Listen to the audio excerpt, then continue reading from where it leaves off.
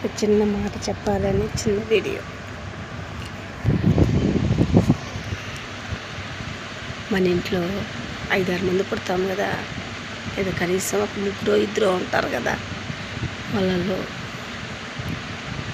దేవుడు ఒక్క బిడ్డకి మాత్రమే తెలివి, కుటుంబాన్ని ఇదే ఆ ప్రత్యేకత ఉంటుంది. ఎందుకంటే ఒక బిడ్డ అమాయకులుగానే ఉంటారు. ఎందుకంటే అది సహజమే. కానీ అమాయకుడు అనుకుంటే తప్పు. కానీ మేధావులే కానీ బయటపడరు.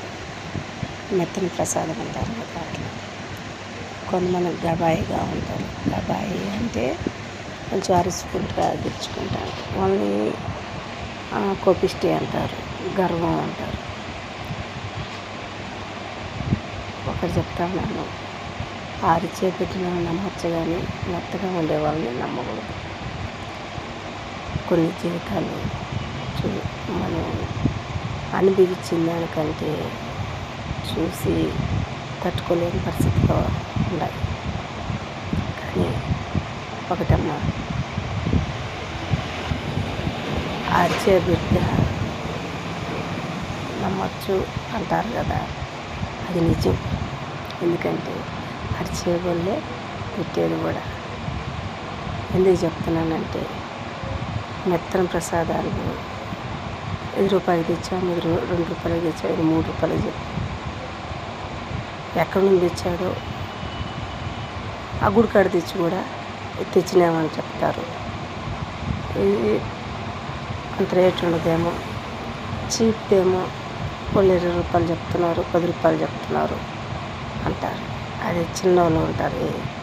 నువ్వు గుడికాడ చిన్నోళ్ళు అంటే అరిచేవాళ్ళు.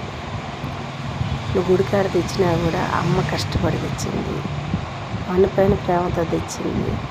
అన్నమన్నవాడు అక్క మంది, చెల్లి మంది అనుకుంటారు.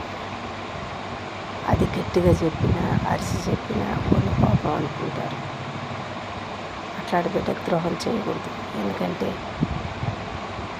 ఫ్యామిలీ కోసం వాళ్ళు ప్రాణాలైన తగ్గి సైతం ఘనంగా పెడతారు. మంచి మర్యాద పరువు పక్కకు పెట్టి ఫ్యామిలీ కోసం ఎదుగుతారు. తనకంటూ ఏమీ లేకుండా చేసుకుంటారు. అది కుటుంబంలో అందరికీ రాదు. మాకు ఉంది బాధ్యత అంటారు.